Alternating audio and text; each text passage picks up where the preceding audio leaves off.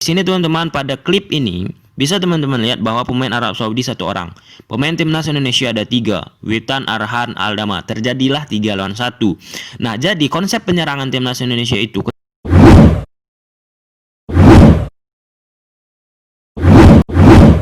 Kaigat ulang coba-coba. Nah, teman-teman, kali ini kita bakal membahas pertandingan timnas Indonesia ketika menghadapi Arab Saudi. Ya, seperti yang kalian ketahuin guys, pada pertandingan tersebut timnas Indonesia bermain imbang dengan skor 3-3. Tetapi yang perlu kita garis bawahin apa? Yaitu daya juang, mental, psikis pemain timnas Indonesia. Nggak langsung drop, nggak langsung down, nggak langsung pesimis. Nah, pada pertandingan tersebut, timnas Indonesia mentalnya terus guys, ada mentalnya, daya juangnya itu ada sampai menit akhir pertandingan.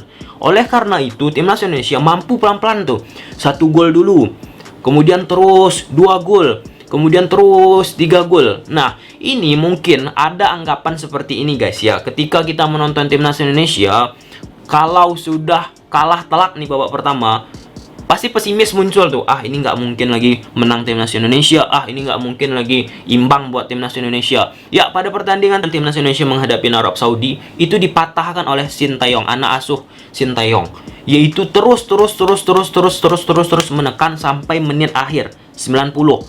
Yang artinya apa? Timnas Indonesia dari sisi mental, psikis itu udah semakin terperbaikin, ada progres guys. Yang kita lihat itu progres, hasil belakangan itu sebagai bonus. Nah, pada pertandingan inilah mental, psikis, daya juang timnas Indonesia itu ada terus. Dan itu patut kita apresiasi. Oke, kali ini kita bakal membedah taktik Sintayong menghadapi Arab Saudi. Tanpa berlama-lama lagi, kita langsung menuju ke grafis yang telah aku sediakan.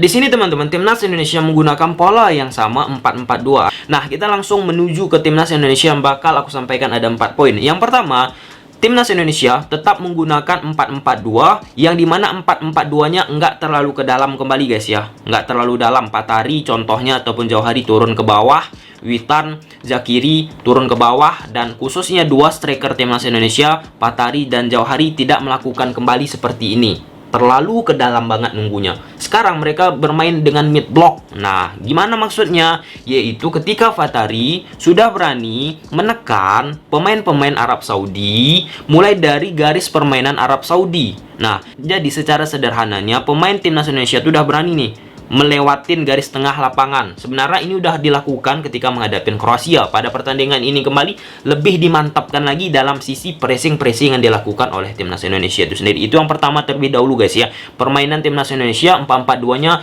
sudah tidak bermain menunggu. Nah,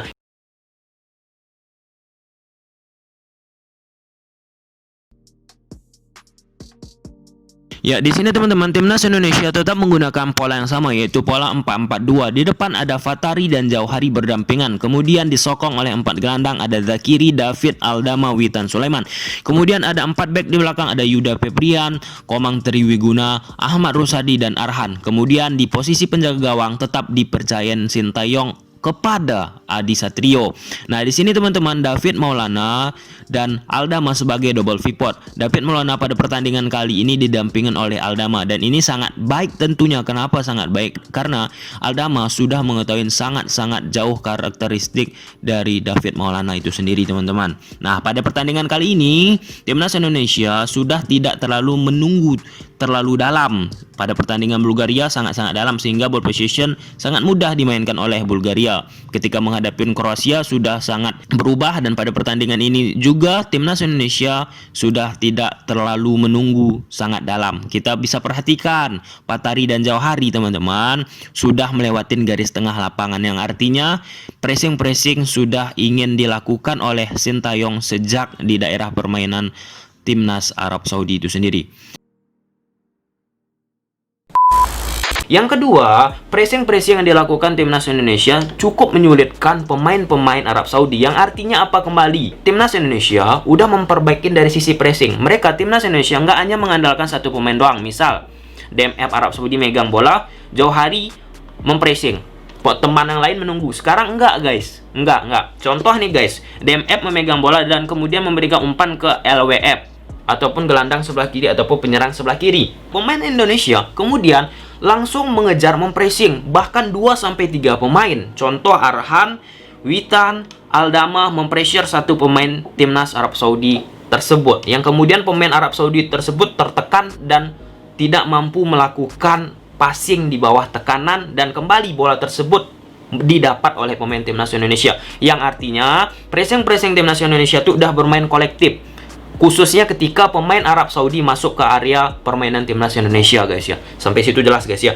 Kemudian ketika timnas Indonesia nih udah melakukan pressing 3 lawan 1, dapatlah contoh Aldama, nah ataupun Witan ataupun Arhan. Nah, kemudian timnas Indonesia bakalan cepat tuh melakukan counter attack yang akhirnya dilakukan kombinasi 1-2 sentuhan dan berbuah create ataupun gol. Dan itu dilakukan contoh Aldama megang bola, Witan masuk ke dalam, Aldama bakal memberikan umpan. Di sini Jauhari masuk, Aldama lari mengejar. Di sini bakal muncul 3 lawan 3, CMF mundur juga 3 lawan 3, guys. Yang ini sangat menguntungkan ketika bermain kombinasi, karena pemain Indonesia juga cukup ada di daerah permainan timnas Arab Saudi ketika melakukan serangan. Dan kemudian mereka melakukan kombinasi Jauhari sebagai tembok atau pemantul, Witan masuk, kemudian dibalikkan ke Witan, kemudian cutback ataupun melakukan umpan-umpan baik itu mendatar ataupun crossing. Itu sering dilakukan.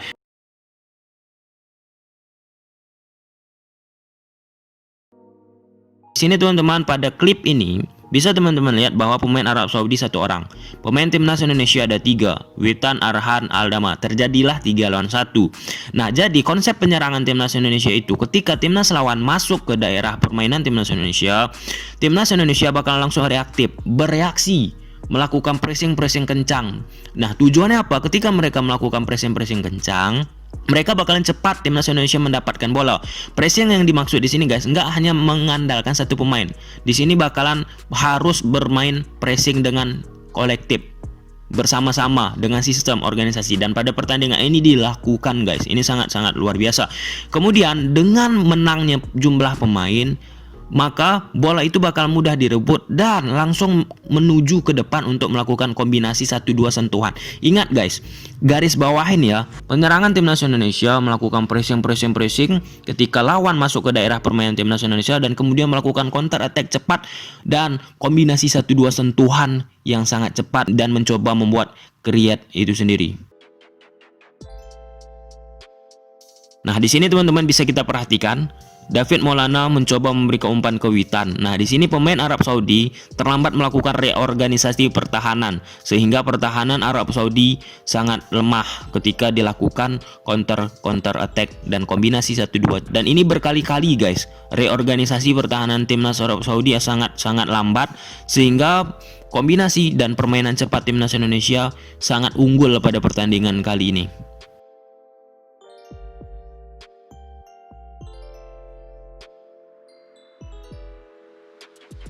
Nah, di sini teman-teman, seperti klip di sebelumnya, timnas Indonesia mencoba unggul jumlah pemain. Nah, di sini ada 2 lawan 1 pemain Arab Saudi, ada Ramadhani dan Bagas Kapa, 2 lawan 1. Nah, di sini kembali pemain timnas Indonesia berhasil merebut, melakukan pressing dan kemudian langsung melakukan counter attack cepat plus kombinasi 1-2 sentuhan. Kenapa ini dilakukan terus-menerus dan ini berhasil? Karena reorganisasi pertahanan timnas Arab Saudi kacau pada pertandingan kali ini, sehingga membuat permainan cepat timnas Indonesia berjalan sangat-sangat baik. Nah, di sini teman-teman bisa kita perhatikan lagi ketika melakukan counter attack sangat cepat, kembali timnas Indonesia unggul jumlah pemain. Nah, pada pertandingan menghadapi Arab Saudi, ketika melakukan counter attack, timnas Indonesia biasanya sangat cepat melakukan transisi menyerang. Bagus transisi menyerangnya. Tetapi ketika dari menyerang ke bertahan sangat-sangat perlu dievaluasi kembali, nanti bakalan kita jelaskan di klip selanjutnya. Nah, di sini dengan 3 lawan 3 bakal memudahkan timnas Indonesia melakukan permainan kombinasi cepat. Dan ini Ramadhani bakal memberikan umpan ke Witan.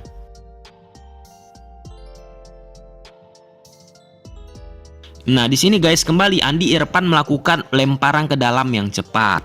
Nah, seperti yang kita bilang dari awal tadi, reorganisasi pertahanan timnas Arab Saudi sedikit kacau pada pertandingan kali ini.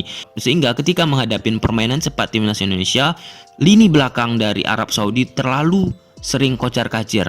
Dan kembali teman-teman, di sini bisa kita perhatikan Witan Sulaiman Fatari menghadapi satu pemain dari Arab Saudi. Kembali unggul pemain timnas Indonesia 2-1. Sehingga ketika menghadapi pemain Arab Saudi dengan jumlah pemain kita yang banyak, itu bakal memudahkan kita melakukan permainan kombinasi 1-2 sentuhan.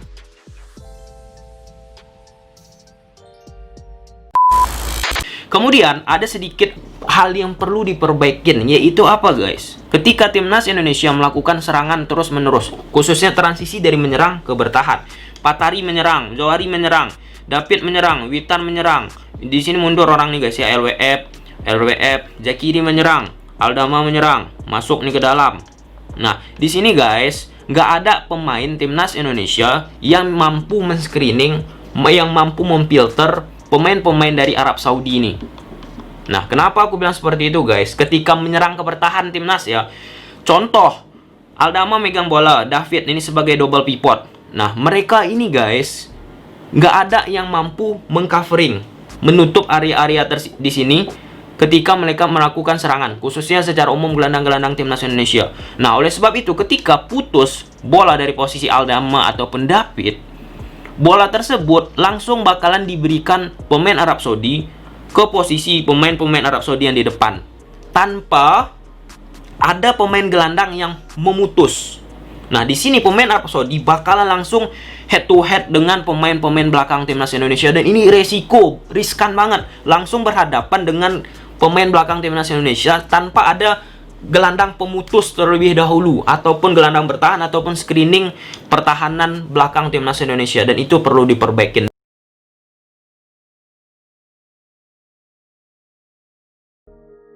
Di sini teman-teman, di klip sebelumnya sudah kita singgung bahwa di transisi dari menyerang ke bertahan, timnas Indonesia perlu dievaluasi kembali. Kenapa? Nah, di sini Aldama mencoba untuk membangun serangan. Pemain Indonesia, Aldama di-pressure oleh pemain-pemain Arab Saudi, dan pemain Arab Saudi mencoba merebut bola. Dan ketika pemain Arab Saudi merebut bola, pemain-pemain Arab Saudi bakalan langsung head to head berhadapan dengan pemain lini belakang timnas Indonesia.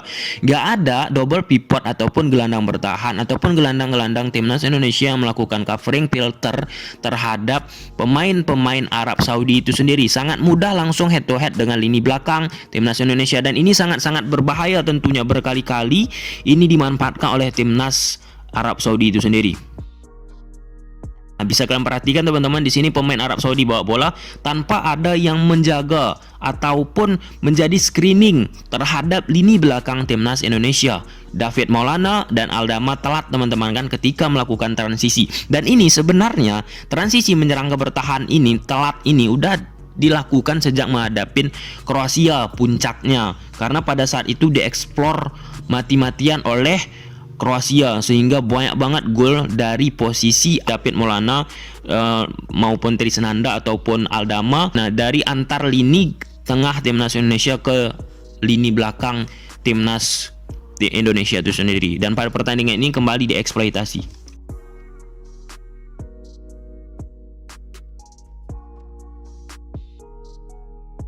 Nah, di sini teman-teman, David Maulana mencoba mengintercept bola tetapi gagal. Nah, ujung-ujungnya apa? Kembali pemain Arab Saudi langsung head to head tuh dengan pemain belakang timnas Indonesia tanpa ada yang melakukan covering ataupun screening terhadap lini belakang timnas Indonesia.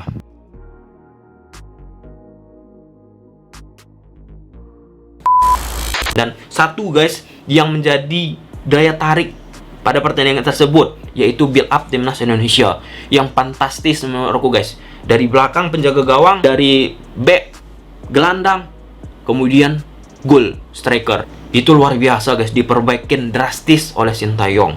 Oke, kita lihat.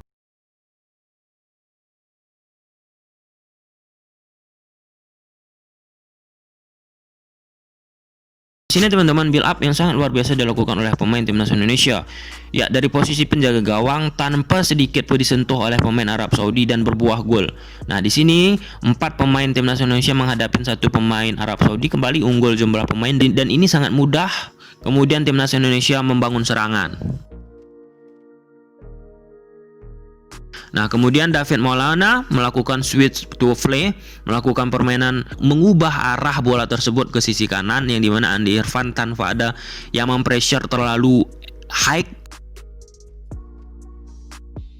Kembali teman-teman, di sini pemain timnas Indonesia unggul jumlah pemain 2-1. Nah, kembali intinya itu apa? Unggul jumlah pemain dan kombinasi 1-2 sentuhan yang cepat.